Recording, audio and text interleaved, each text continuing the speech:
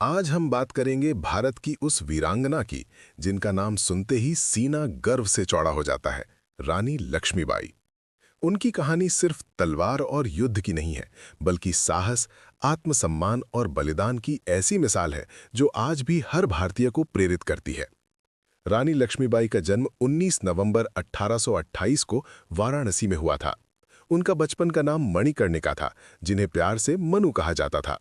उनके पिता मोरोपंत तांबे और माता भागीरथी बाई थे। बचपन से ही मनु बेहद साहसी थीं। वे गुड़ियों से नहीं, बल्कि तलवार और घुड़सवारी से खेलती थीं। उन्होंने कम उम्र में ही तलवारबाजी, घुड़सवारी, धनुष बाण चलाना, युद्ध कौशल सीख लिया था। कहते हैं कि वे एक साथ 2 तलवारें चलाने में माहिर थीं और घोड़े पर बैठकर युद्ध करना उन्हें बेहद पसंद था। सन 1842 में उनका विवाह झांसी के राजा गंगाधर राव से हुआ। विवाह के बाद उनका नाम रानी लक्ष्मीबाई रखा गया और वे झांसी की रानी बन गई। कुछ समय बाद उन्हें एक पुत्र हुआ, लेकिन दुर्भाग्यवश वो जीवित नहीं रह सका। राजा गंगाधर राव ने एक बालक को गोद लिया, जिसका नाम दामोदर राव रखा गया। लेकिन तभी अंग्रेजों की कुटिल नीति सामने आई। उस समय भारत में अंग्रेजी शासन था और गवर्नर जनरल लॉर्ड डलहौजी ने डॉक्ट्रिन ऑफ लैप्स यानी लैप्स की नीति लागू की थी। इस नीति के अनुसार यदि किसी राजा का सगा पुत्र नहीं होगा तो उसका राज्य अंग्रेजों के अधीन हो जाएगा। अंग्रेजों ने दामोदर राव को उत्तराधिकारी मानने से इनकार कर दिया और झांसी पर कब्जा करने की कोशिश की। तभी रानी लक्ष्मीबाई ने वो ऐतिहासिक वाक्य कहा, मैं अपनी झांसी नहीं दूंगी। 1857 की क्रांति और युद्ध।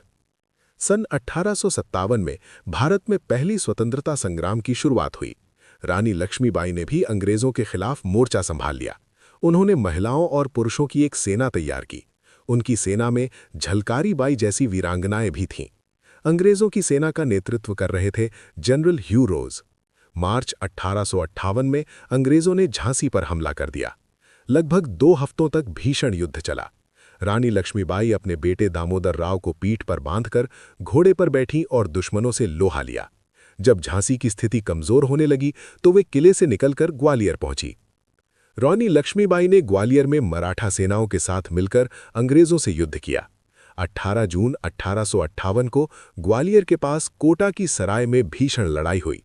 युद्ध के दौरान वे गंभीर रूप से घायल हो गईं, लेकिन उन्होंने अंग्रेजों के हाथों पकड़े जाने के बजाय वीर गति को स्वीकार किया। अब सवाल उठता है, क्या सच में वे युद्ध में मरी थीं?